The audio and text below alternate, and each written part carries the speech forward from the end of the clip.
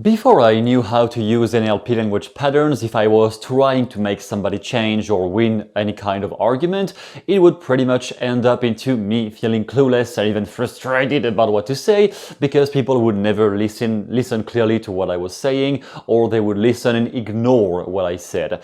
I didn't know how to frame my arguments or my suggestions in the proper way, and I was just trying to debate or even prove people with pure facts and logic. Like, you should do this because I read about that. And to some extent, you can adapt language with stories and metaphors, but there is a way to do that. And just trying to prove people something just by purely argumenting is very unlikely to be effective unless you know how to pace and lead properly. But most of the time I felt like I was not being understood. I didn't really know how to frame what I thought, and when I wanted to help somebody, I didn't really know how to frame the things I wanted to say so that it was accepted by their conscious mind, because quite often when you suggest something to people to help them change their lives, they refute or step away from what you say because they have all those objections and, yeah, but you know, my life is more complicated, yeah, but it doesn't apply to me, blah, blah, blah, blah. They always have arguments to say that you don't know what you're talking about, that you are not clever enough, that you don't understand their lives, blah, blah, blah. It is never ending. So people were never really following my advice, and now I understand that sometimes I was just wrong, but I noticed sometimes if people had just listened to me, they would have had such a better time with their lives back in the day, but I didn't know how to frame it.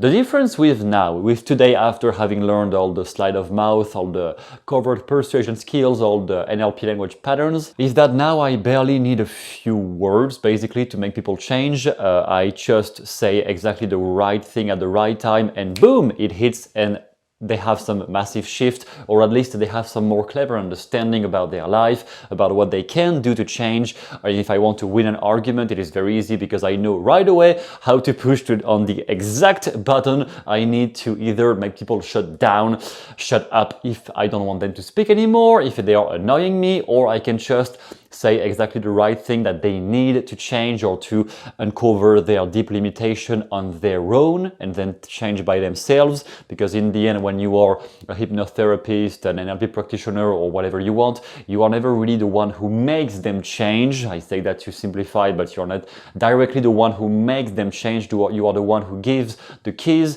that they will use themselves to change. But the point is, in order for them to really use those unconscious keys, to use those things to unlock their potential, they need to still acknowledge what you say, and you need to frame the suggestions you give in such a way that it will bypass their conscious resistance and go hit right into their unconscious mind. So now I can always say the right things to make them take action, to make them heal all their emotional blockages. And there is a story on the page you are going to see down below where I mention how I used that to help somebody who was going to commit suicide or attempt to do so, and the things I said helped him to get out of this situation. At least years later, I saw that guy again and he was fine. So this is what I have incorporated into a program down below, first link on the description, called the Magical Sleight of Mouth, because it has some thread to magic. When you say a few things to somebody and they just change during a therapeutic session, it obviously depends on who do you have in front of you. It is not like a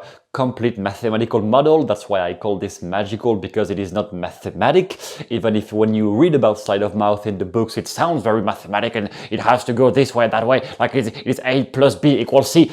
Not in real life. In real time, it is completely chaotic. You never really have one plan to apply with everybody, one specific structure of language to apply with everybody, and it will work the same way. No, you have to adapt. How to adapt?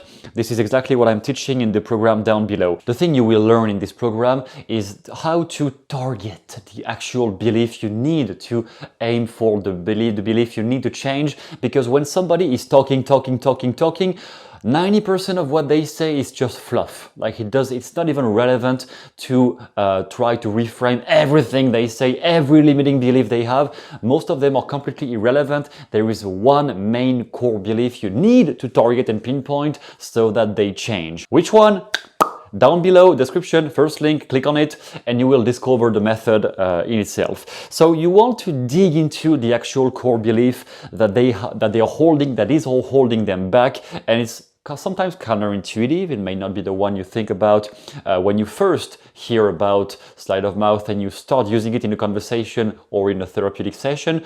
You may think, oh yeah, I know what it is, and in the end maybe not. Maybe you're just completely bypassing what you should actually act upon, and the person may, at the end of the session, if you haven't been targeting the right belief, they may be like, oh yeah, he was helpful, but they're not really going to change anything or act upon the things you told them. When you know how to target the exact right belief, then you don't need like 5 sessions. 1 session will be enough, because you will make them change by themselves after the session. Once you target the main core belief, the main core higher up domino that will, the bigger domino that will make fall all the other dominoes on the chain, then they will start to change by themselves after the session. But to do that, you need to target the right belief. And the way I developed those skills is by practicing one pattern at a time in order for you to learn that faster. What I did is simplify to only 2 main sleight of mouth patterns. On purpose, I removed most of the sleight of mouth patterns from the model and give you only the 2 that are the most effective for therapeutic context, any kind of coaching context where you have somebody in front of you in extreme distress or in extreme levels of emotional pain.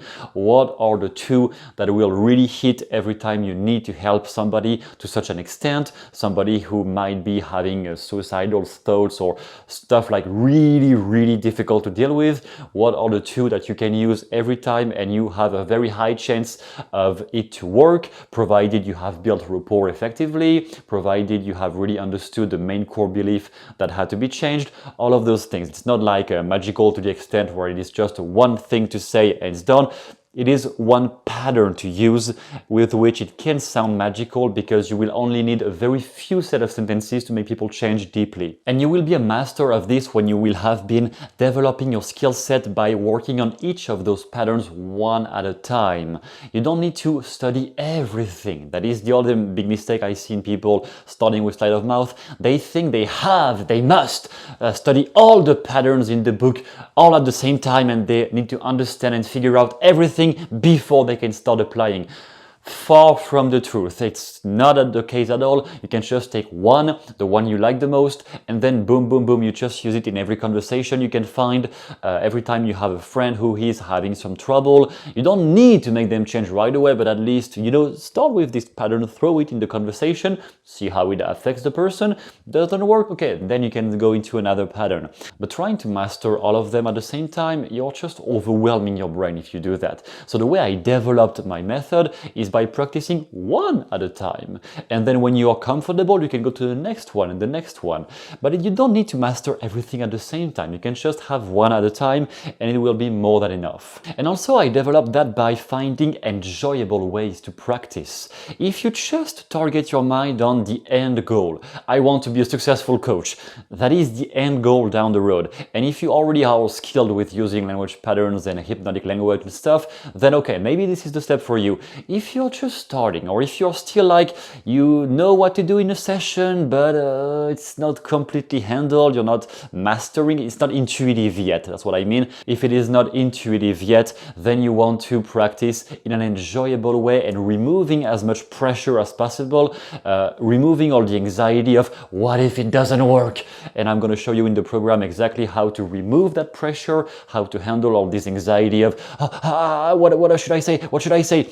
Removing that so you can breathe and then you can start practicing in an enjoyable way and make progress faster. Because when you don't have all the anxiety of what should I say? Should I say this? Should I say that? When you don't have all this anxiety anymore, then everything you say is it's way easier. You don't have to think so much about what to say next, because you can just spit out anything that comes out of your mind, pops up in your mind, and many times it will be the right thing. If you have been paying attention to the person in front of you, if you have been targeting the right actual limiting belief you need to target, then it can go way faster toward the positive change they will experience after a session with you. And I have also included demonstrations of me with a real client, and demonstrations where I was the client myself or the subject in the thing. Not even an exercise, it was a real problem, real legit problem I had, and a friend of mine helped me to uncover the deeper limiting beliefs I had. So yes, this stuff does happen to me too, less and less over the years than in the beginning, but once in a while, you know, we all have some blockages, and in this program down below in the description, first link, you will find this thing that happened to me and how it affected me, and how my friend used the sleight of mouth patterns explained in this program on me and made me change. So once you have all those tools, those techniques, and you know how to practice them, because it is not just about knowing which patterns to use, it is how to practice it. And you're going to have exercises in this program down below to really understand how to practice it, how to apply all the exercises in your daily life so that it feels much less overwhelming than having to make people change right away in one session. That will come down the road, but you don't need to be there in the very first day. You can just take your time and practice one step at a time. And in the end, when you practice enjoyably, it does happen fast because you are having fun doing it. That's the whole point. When you're having fun making people change, it is much less pressure. They feel much more at ease with you, and they change much more easily because there is not this whole anxiety around, well, what should I say? What should I do? When you remove that, oh, it's cool, and it's just a game in the end. Even if people, for the clients you have, it may be some incredible emotional turmoil, but for you it will just sound like a game because you will not put so much pressure on, I have to provide results right away.